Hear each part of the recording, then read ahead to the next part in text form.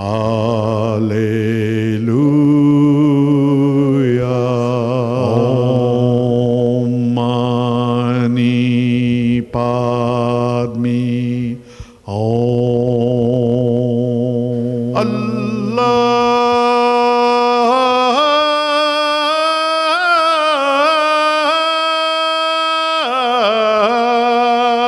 Satnam. Welcome. You're watching Harmony and Diversity, and today we're speaking with Dr. Rachel Carling-Jenkins. She's a member of the Legislative Council, a pro-life and social justice advocate. Thanks very much for coming in, Rachel. Thanks for inviting me. I'm looking forward to an in-depth conversation, and the way that we go with this is the first is to talk about your background and to establish exactly who you are. Okay. So you were born. What happened then? I was born quite a while ago now.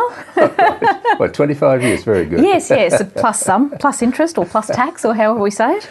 Okay, so I was born, I was the youngest child. I'm actually very grateful that I was born. My mother was told after my sister was born that she shouldn't have any more children, but she chose to go ahead anyway and have me. So that was a miracle in itself. So I was born into quite a strict family. Mum and Dad did their best, please don't get me wrong. This was the 70s. Yes. And they attended a Baptist church in Queensland. And it was quite a strict kind of church that we were brought up in. So the very traditional, patriarchal family structure. Dad was definitely the head of the home. Mum didn't work until we were into high school, when finances meant to put us into a private school that she had to work. And so for many years we had the privilege of having a stay-at-home mum and quite an innocent, happy childhood, but definitely under the leadership of our father. He was a very strong figure in our family. Which sort of is imprinted on you in what sort of a way, would you say, having a strong patriarchal structure? Sure. I think that now that I'm a single mother, I think that when I reflect on that now, that influence has made it a little bit more difficult for me to transition to being the single mum. Okay. So there was that feeling of inadequacy as a mum on her own. And, I had to fight to stand up for myself, to become more assertive, for example, because we let Dad make our decisions, which was quite common, of course, in the 70s and the early 80s as well. So I think it had that effect, that I had to really grow up quickly. When I found myself a single mum at 22. And we were also brought up that, women did have a place in the home, which I agree with as well. We do have a unique and different role to men. I have no problem with that. But also that women didn't take up leadership roles. And there was always that hint there that, perhaps women weren't involved in politics. So, so that's been an interesting journey for myself and for my family to find myself, here now in a leadership role in Parliament.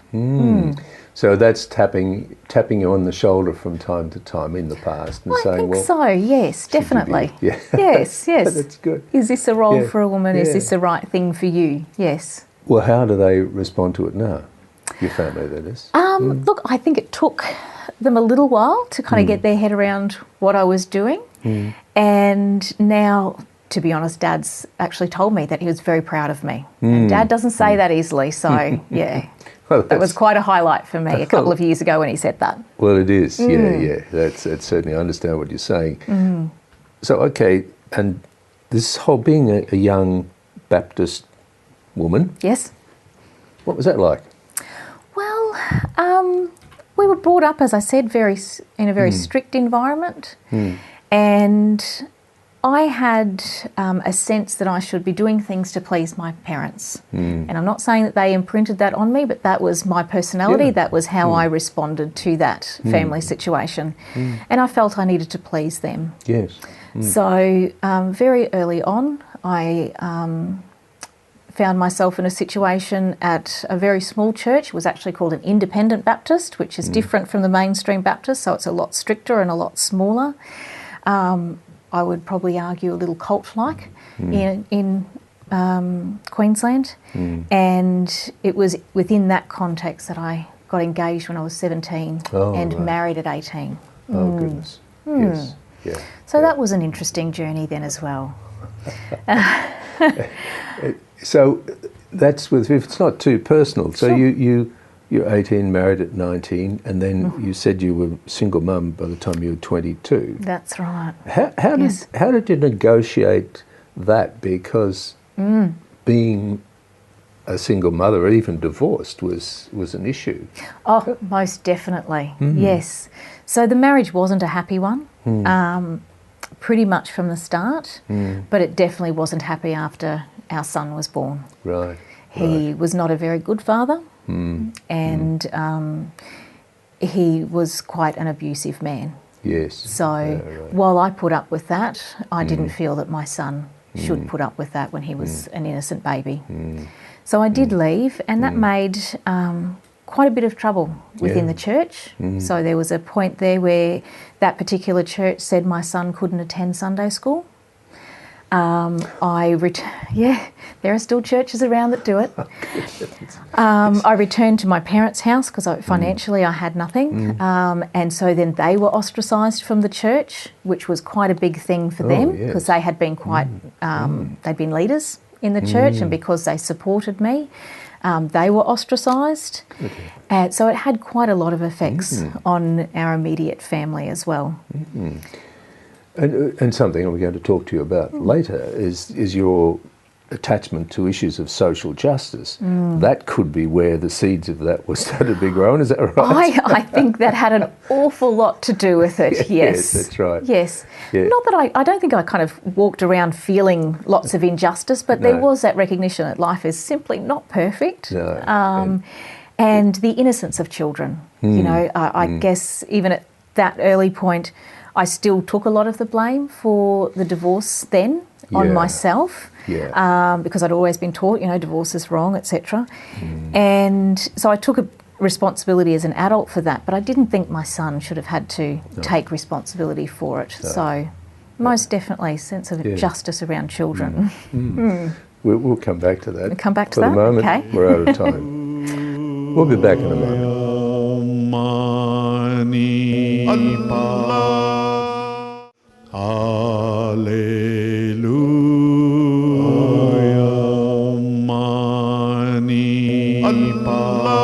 Welcome back.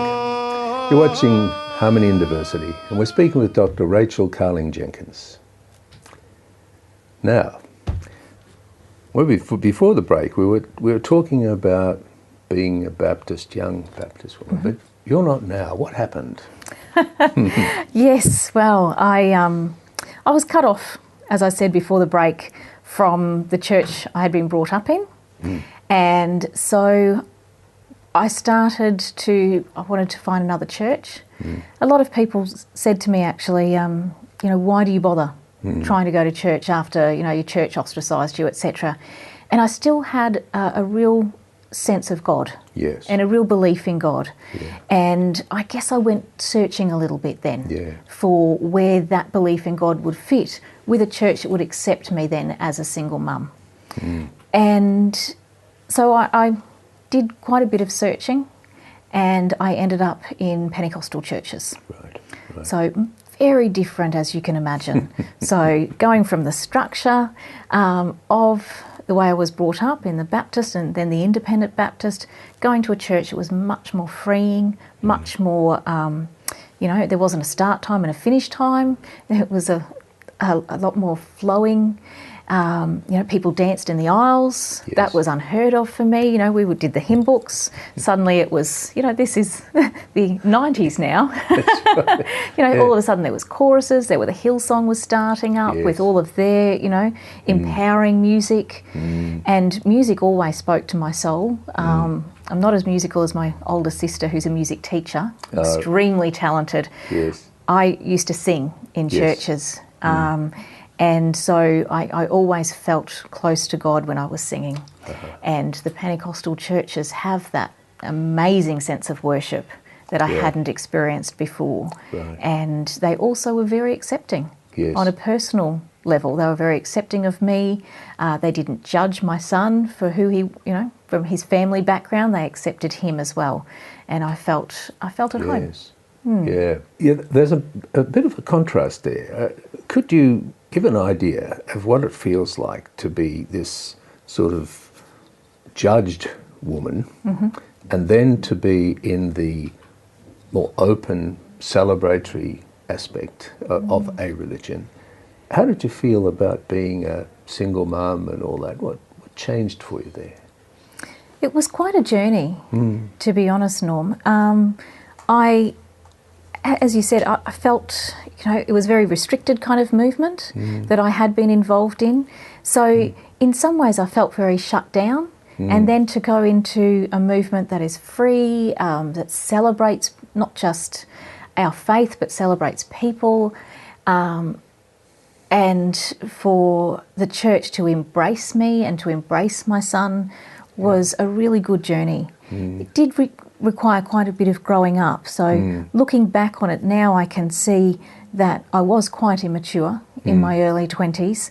I was not very good at making decisions for myself, for example, and I had relied heavily on particularly the men in my life. And then to be independent and feel empowered, which partly, that was through the church, was... I guess it was inspirational for me. It just became the woman, I think, that I was meant to be. Yes. Through that. It's a process. Well, that's right. Of course, it's a process. And you've continued on with your Pentecostal commitment? I have, yes. So I still continue to seek out churches that are Pentecostal, and my son, in fact, goes to one of the larger Pentecostal movements here in Melbourne as well. Yes. And when you say larger, they are larger, aren't they? They are, yes. Yes, Planet Shakers is huge. Yeah, it is big. So here you are, and you're sitting, and you've got your son, and you've had this awakening, this movement, and then what happened as far as your commitment to, say, social justice? How did that sort of come up? How did it arise? Did you feel it like one morning and you just said, social justice is the answer? I've had a few epiphanies in my life, but the social justice started to grow gradually. So it first started when my mum went back to work, and she started working in women's shelters for the Salvation Army, and I would come there after going to school in high school and do my homework at the shelter. So I got to know that environment, met some of the women. We had, it was a really, I think, positive environment for me to, see the other side of life, I guess, the pain that people go through and the healing that they go through. So I got very interested in welfare through that. So when I finished Year 12, I went into social work in uni. I had a lot of people say, no, you should do something else with your life, being ducks of the school, but I felt very called to that. I guess it was a social justice pull. So I went into social work. When I finished my degree, I was still very young, and I looked very young. I looked very young, so I tried to get a job in, counselling, because I thought, that's what I'll do. I'll counsel people. But besides the fact that I didn't have a lot of life experience, I just also looked like I was still in high school. So that's not great. Not gonna work. No, not going to work at all. So I ended up working in the disability field. I started in that. In employment and then in houses, and I worked mainly with people with intellectual disability and the dual disability with mental health. And I loved it. I loved that field, and I ended up working on and off in that field for about 2 decades. So without revealing too much, but with going to your mother's workplace, was there any one incident which sort of just sticks out as saying, hey, the call of injustice within you was strong? Do you know, there's not really one. I think it was, I developed, because I was an older teenager then, I developed relationships, particularly with a couple of women who weren't that much older than me either. Yes. So there was that, this isn't something, it was something quite personal. Yeah. And a realisation that family violence, domestic violence can happen to anyone. These were not women who were necessarily poor. They weren't necessarily, lower socioeconomic backgrounds. They came from a diverse range of backgrounds. And it was something that I found, all women are vulnerable.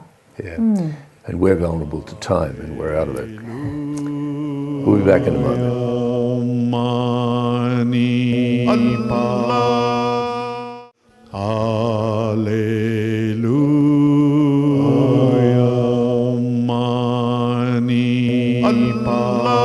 Welcome back.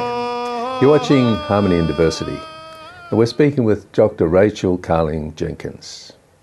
And we're talking about religion, etc. But we come to a point where I think you're an MLC and you're the representative for the Democratic Labor Party. That's right. On my historic recall, the DLP is very Catholic based.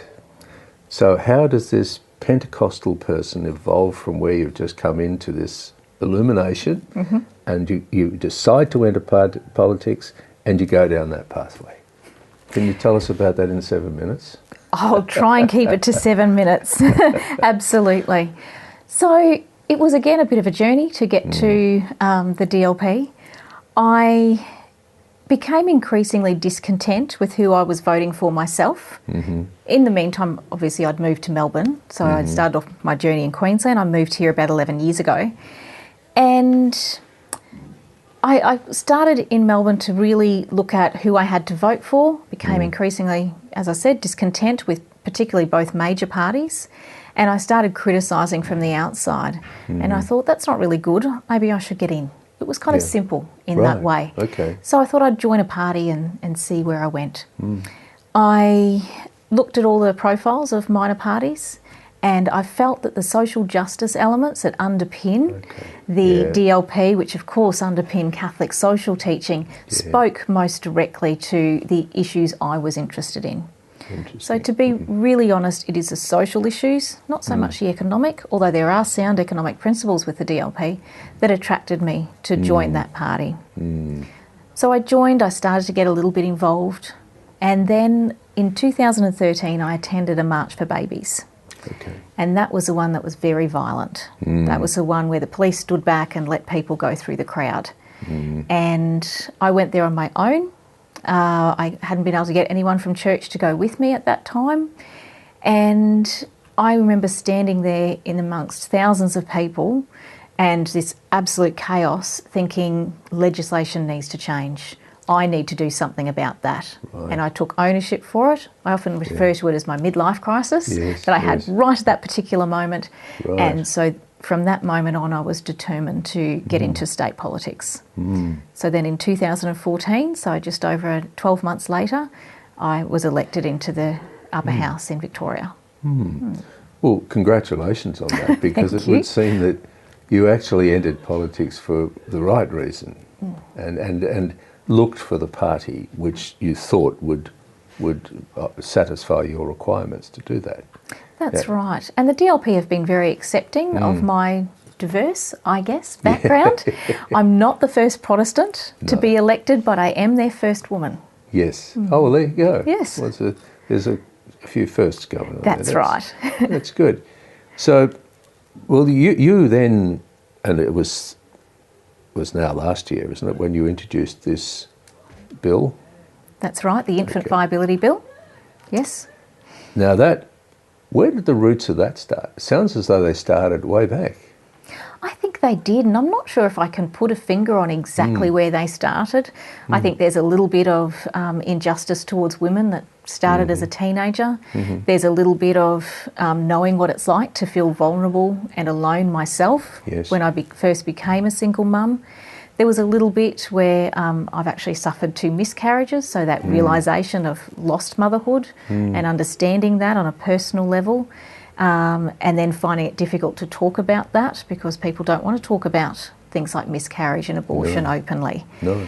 And I think all of these things kind of led me to introducing the Infant Viability Bill, which was really focused on supporting women and rolling back our laws so that viable children, so from 6 months gestation, would no longer be aborted here in Victoria. And just on that, just going back to the unfortunate experiences of miscarriage itself, etc., from a female point of view, is there one way that you can describe that, or are there a couple of adjectives which describe what that feels like? I think vulnerability comes to mind, a sense of loss that you can do nothing about. Yes. So that sense of emptiness as well, that particularly women, we're communal, we need to share. And yet society as a whole, and often a lot of churches as well, tell us that we shouldn't be sharing, we shouldn't be talking about these kinds of issues. And I'd certainly see that as a role that I have now. I go speak at a lot of churches and a lot of women's groups and openly talk and give women a safe space to talk about their experiences. Yes, and so how do you feel? I suppose you've been in support of the creation, and I know that some cemeteries, they have them where babies are buried, and sure. So they've got an identity. Yes. I think that sense of ceremony and that sense of place is very important. I always encourage women to name their children, for example, as well, so they become very real and they become part of your family, even though you haven't met them. Perhaps you'll meet them one day, depending on what your beliefs are about end of life. That's right, yes. I personally believe I will meet my children one day, so they are part of my life, even though I can't hold them now. And that brings a sense of comfort to a lot of us who have lost children. And you say you speak on that at groups. That's I do, good. Yeah. and it makes people feel a little bit uncomfortable sometimes, but I think we need to get these issues out in the open. Women need to be able to have as I said, a safe space to talk about their abortion stories, to talk about their miscarriage. And I've had some powerful stories after I've spoken of women coming up and even publicly speaking for the first time about their abortions. And that starts to bring a sense of healing for them, which is extremely important. And it's essentially apolitical, isn't it, when they're talking about Absolutely. Their abortion? There's no politics involved there. Definitely not. And I think I'm one of the more apolitical politicians because I'm there for reasons, not for... I often tease some of the other politicians that they're career politicians, and there's a difference between career politics and conviction politics. And I'm there for conviction, and if that means I don't get re-elected, that's okay. That's it. Yes. Well, I have a conviction as well, and that is that time runs out. Time's run out. Now, we've got lots more to talk about. So would you come back next week and we'll talk further about this really interesting subject? Sounds like a good idea. Thank you. Terrific. You've been watching Harmony and Diversity, and we will be back next week, and we'll be speaking with Dr. Rachel. Thanks for watching, and bye for now. Baha'u'llah,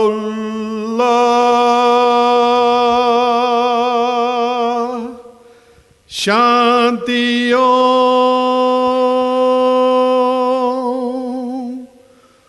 Allahu